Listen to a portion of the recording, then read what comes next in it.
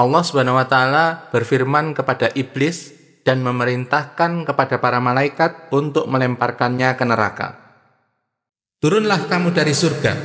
Tidak pantas kamu menyombongkan diri di sini. Keluarlah. Sesungguhnya kamu termasuk makhluk yang hina.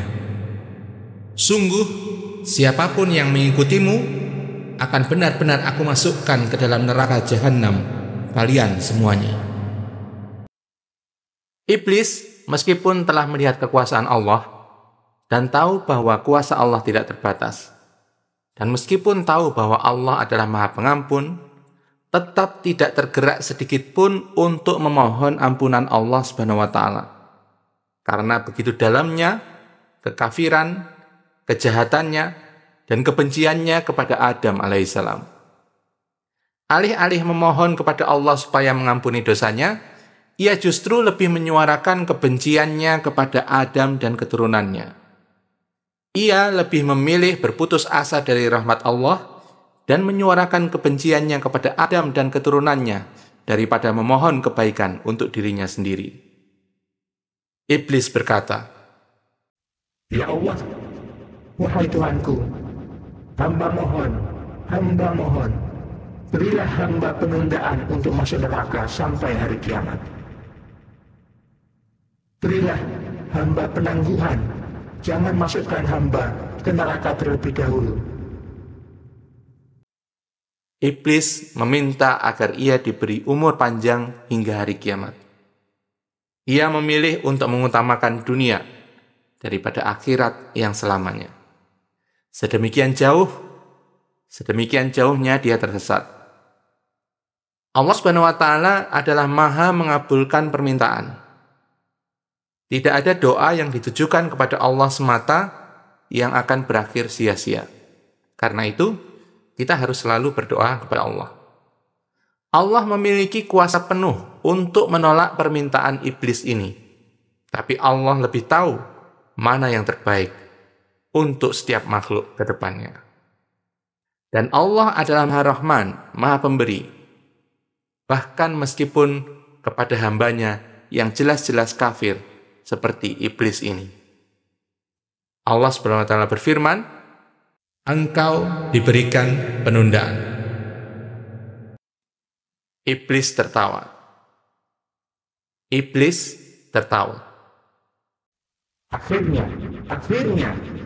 Akhirnya tercipta suatu cara untuk melampiaskan kebencianku kepada Adam dan anak-anaknya. Ya Allah, demi keagunganmu, demi kemuliaanmu, selama hamba-hambamu masih bernafas, aku tidak akan pernah berhenti menyesatkan mereka, agar mereka berbuat maksiat dan kekafiran. Kita bisa melihat dari dialog ini betapa semakin tampak jelas kejahatan dan kebencian iblis terhadap Adam alaihissalam. Dan kita bisa melihat betapa pemurah dan bijaksananya Allah Subhanahu wa taala. Allah Subhanahu wa taala menjawab sumpah iblis yang penuh kebencian dan kejahatan tersebut. Allah Subhanahu wa taala berfirman, demi keagungan dan kemuliaanku, aku tidak akan pernah berhenti mengampuni dosa-dosa mereka selama mereka mengingatku dan mereka memohon ampun kepadaku. Kita semua harus merenungkan dalam-dalam tentang dialog ini. Betapa berulang kali di dalam Al-Quran Allah Subhanahu wa taala menyebutkan bahwa iblis adalah musuh yang nyata bagi kita dan bahaya yang nyata dalam menghalangi kita dari kembalinya kita kepada kasih sayang dan surga Allah Subhanahu wa taala. Kita harus senantiasa menyadari dalam kehidupan kita sehari-hari bahwa dalam hati kita akan ada suara-suara, akan ada ajakan-ajakan yang mengajak kita kepada kejahatan. Akan ada bisikan-bisikan yang mengajak kita untuk memperturutkan hawa nafsu kita. Itu adalah bukti nyata bahwa bisikan iblis dan pasukannya itu benar adanya.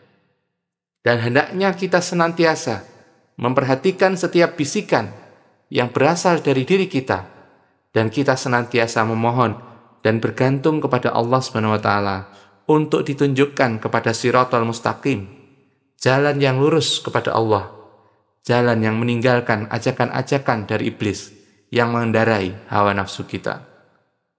Demi Allah, bisikan iblis itu nyata. Allah SWT memperingatkan kita bahwa ia nyata, dan kebencian iblis kepada kita adalah nyata. Dan iblis dan pasukannya itulah yang harus kita kenali bisikannya di dalam diri kita. Dan kita harus selalu berusaha membersihkan diri dari bisikan-bisikannya. Nama Azazil pun diharamkan untuk iblis. Karena Azazil berarti hamba atau kebanggaan, al-izzah, dan al-il. Al-il adalah penyebutan untuk Allah SWT. Tapi karena perbuatannya yang menentang Allah, maka identitas lamanya terputus, hangus, tidak berlaku, dan bahkan diharamkan.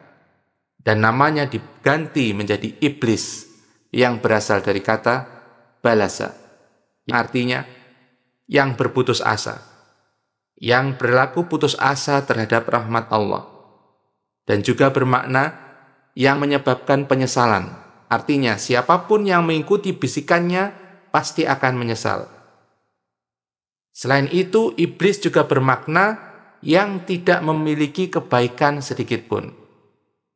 Artinya ajakannya akan ia tampakkan agar terlihat sebaik mungkin bagi orang yang dia bisiki, padahal dalam ajakannya tidak ada kebaikan sedikit pun di dalamnya. Dia adalah musuh nomor satu kita semua, musuh manusia, dan musuh Allah SWT. Allah SWT mengusir iblis yang terlaknat. Keluarlah kamu dari surga itu, terhina dan terusir. Sesungguhnya barang siapa di antara mereka yang mengikuti kamu, benar-benar aku akan mengisi neraka jahanam dengan kalian semuanya. Setelah diusir dan diberikan penangguhan, penundaan hukuman, iblis menepati sumpahnya dengan membangun singgasana dan istananya di tengah lautan, dengan mengorganisasi, merapikan pasukan jin-jin yang dulu berbuat kerusakan di muka bumi, untuk ia kirim satu persatu ke setiap keturunan Adam alaihissalam. Tempat ini ia jadikan pusat kerajaannya untuk merusak umat manusia, merusak manusia dari fitrah mereka yang seharusnya berada dalam jalan kembali menuju surga, jadi berbelok dan menjadi penghuni neraka.